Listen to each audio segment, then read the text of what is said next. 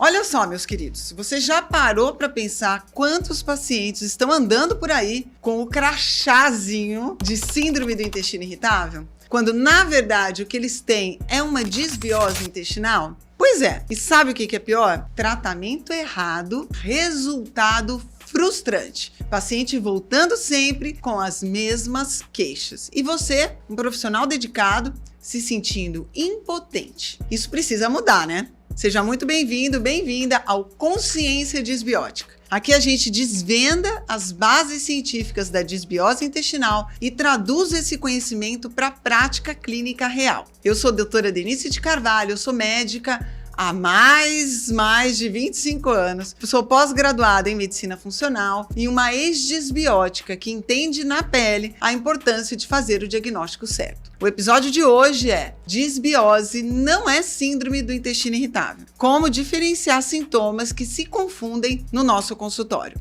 E olha, se esse conteúdo faz sentido para você, curte esse vídeo, se inscreve no canal e compartilha com colegas que precisam ouvir isso. Porque, gente, esse conhecimento não pode ficar só com você, tá bom? Então vamos direto ao ponto?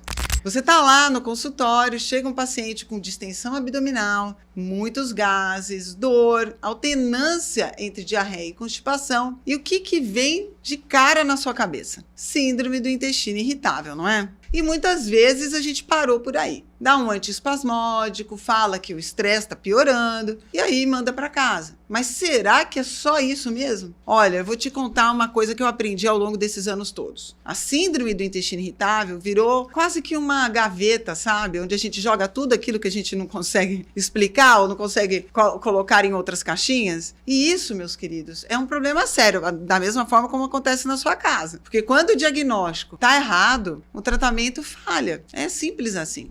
Não se conforme com o diagnóstico de síndrome do intestino irritável, porque ele tem que ser um diagnóstico de exceção. Muitas vezes, o que está por trás daqueles sintomas é uma desbiose intestinal ou também uma sensibilidade alimentar, uma histaminose, um supercrescimento fúngico, que não deixa de ser uma desbiose, e até uma doença celíaca, que são coisas completamente diferentes que vão pedir abordagens completamente diferentes, não vão? E sabe o que mais me preocupa? É ver paciente sofrendo, voltando repetidamente no consultório, sem melhora, achando que o que ele tem não tem solução. Quando, na verdade, o que faltou foi diagnóstico correto, uma investigação profunda. Quem não sabe o que procura, não reconhece quando encontra. Então pega o caderninho aí, porque isso é fundamental. Agora vamos ao que interessa, né? Então o que diferencia uma coisa da outra? Primeiro, a gente tem que definir o que é uma coisa e a outra. A síndrome do intestino irritável, pela definição do critério de Roma 4, é um distúrbio funcional do eixo intestino-cérebro. Ou seja, é uma hiperpatia visceral, uma hipersensibilidade visceral, uma incoordenação motora também do complexo motor migratório. O intestino funciona mal porque o sistema nervoso que comanda esse intestino está desregulado. Tá bom até aqui, né?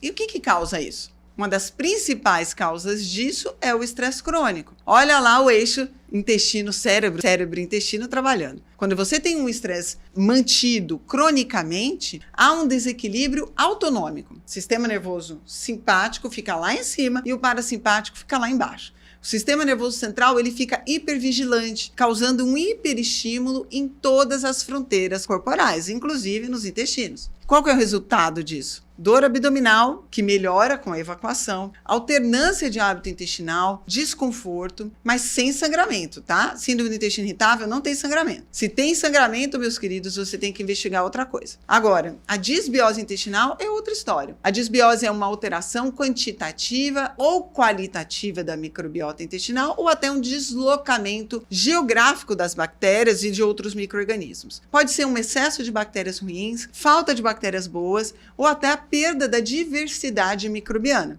E isso tem causas bem mais claras, como, por exemplo, o uso de antibióticos, uma dieta pobre em fibras, rica em ultraprocessados, estresse crônico, que também afeta, óbvio, infecções repetidas, como do Clostridium, o uso de inibidores de bomba de prótons. Tudo isso pode mudar a composição da nossa microbiota intestinal. E aí vem o pulo do gato. Os sintomas vão se sobrepor. distensão, gases, diarreia, constipação, desconforto abdominal. São comuns as duas condições. Por isso que a gente acaba confundindo, né, uma coisa com a outra. Mas a ciência já mostrou que essas duas condições também estão intimamente conectadas. Olha só, um estudo muito importante, publicado por Spiller e Major em 2016 na revista Gastroenterology, que é uma das principais revistas de gastroenterologia no mundo, revisou toda a evidência sobre síndrome do intestino irritável e microbiota. E o que eles encontraram? Alterações significativas da microbiota em pacientes com síndrome do intestino irritável. Ou seja, disbiose e a síndrome andam juntas na maioria dos casos. Então não dá para pensar nelas como condições completamente separadas, entendeu? Mais ainda, em 2013, um grupo de pesquisadores liderados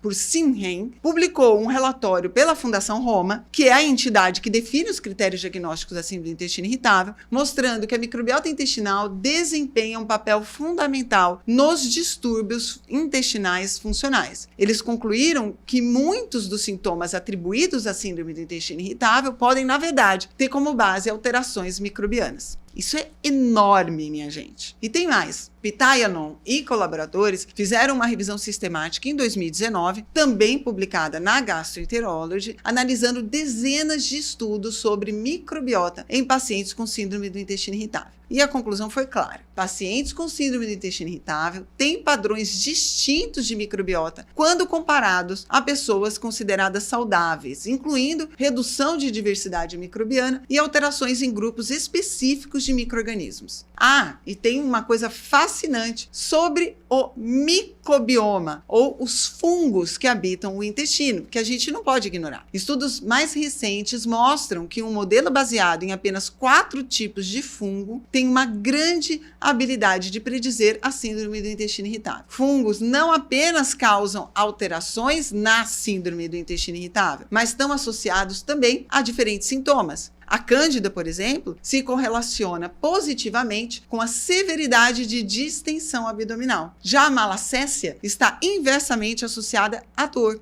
Então, gente, tem coisa acontecendo ali no intestino que vai muito além do estresse, ok? Bem, mas como diferenciar, então, essas duas condições no nosso consultório ali no dia a dia? Porque é isso que importa, né, gente? Saber o que fazer. Primeira coisa, história clínica detalhada. Então, pega o caderninho. Você vai precisar perguntar: teve um uso recente de antibióticos? Isso é fundamental, porque os antibióticos destroem o equilíbrio microbiano e podem, então, estar por trás de uma disbiose severa. Houveram infecções intestinais no passado? Gastroenterites podem deixar sequelas na composição da microbiota também. Como é a sua resposta à ingestão de fibras? Pacientes com disbiose muitas vezes pioram com fibras por causa da fermentação excessiva e produção de gases. O estresse é um gatilho forte e claro para você? Se sim, com um padrão de piora em momentos de tensão emocional, pensa mais em síndrome do intestino irritável. Tem intolerâncias alimentares? Olha só esse dado. Até 80% dos pacientes com síndrome do intestino irritável têm sintomas desencadeados por alimentos. E aí já não é só uma síndrome do intestino irritável pura, né? Pode ter um componente de sensibilidade alimentar, pode ter um componente de disbiose com hiperfermentação. Segunda coisa, avaliação desta fermentação. Se o paciente tem muita distensão, gases que pioram durante o dia, especialmente após comer, uma barriga que realmente estufa progressivamente, também faz a gente pensar numa disbiose com uma hiperfermentação. Por exemplo, uma SIBO, mas pode ser também um hipercrescimento fúngico, pode ser falta de enzimas digestivas, combinada com um hipercrescimento microbiano. Então, fazer testes de gases expirados, como o teste de hidrogênio e metano, pode ajudar muito. Mas lembra o seguinte, disbiose é um diagnóstico clínico que vai exigir uma visão mais abrangente, sabe? Não existe um exame isoladamente que feche o diagnóstico. É como mais ou menos a gente montar um quebra-cabeça, tá? Terceira coisa, presta atenção nos sinais de alerta. Se tem sangramento, que eu comentei lá atrás, né? Se tem evacuação noturna, ou seja, tem que acordar de madrugada para evacuar, isso não é normal. a gente tem inibição de todos os reflexos no período noturno. Se tem perda de peso associada, involuntária, se o hábito intestinal mudou bruscamente e não voltou ao normal, isso não é síndrome do intestino irritável. Você tem que investigar outras coisas, como uma doença inflamatória intestinal, uma doença celíaca, colite microscópica e até neoplasias de cólon. Não pode parar no diagnóstico de síndrome do intestino irritável sem antes descartar tudo isso, ok? E olha só, uma coisa que a gente percebe recentemente é que o primeiro sinal de síndrome do intestino irritável em crianças, muitas vezes, é o aumento da permeabilidade intestinal, que pode ser causado tanto pelo estresse quanto por uma disbiose. Hoje a gente consegue medir isso, por exemplo, pela dosagem de zonulina nas fezes. Então, muitos desses pacientes que andam com diagnóstico de síndrome do intestino irritável por aí têm, na verdade, um intestino hiperpermeável por causa da disbiose. Viu como que tudo se conecta? Quarto ponto, quando as duas coisas coexistem. E aqui, meus queridos, é uma zona cinzenta que a literatura científica tem mostrado cada vez mais presente. Como Spiller e Major apontaram no estudo de 2016, não é uma questão de ou é isso ou aquilo. Muitos pacientes têm disbiose e síndrome do intestino irritável ao mesmo tempo. Eu comento isso no meu primeiro livro. O estresse crônico altera a microbiota, a disbiose piora a hiperpatia visceral, a inflamação de baixo grau causada pela disbiose sensibiliza ainda mais o sistema nervoso entérico e isso vai virando um ciclo vicioso, que por acaso é o nome do meu primeiro livro, Círculo Vicioso.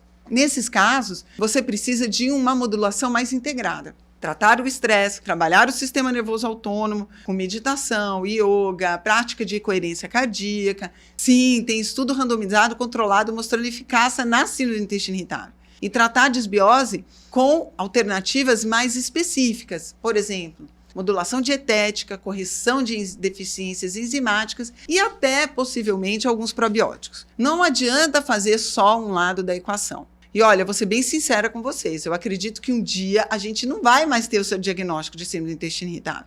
E sabe por quê?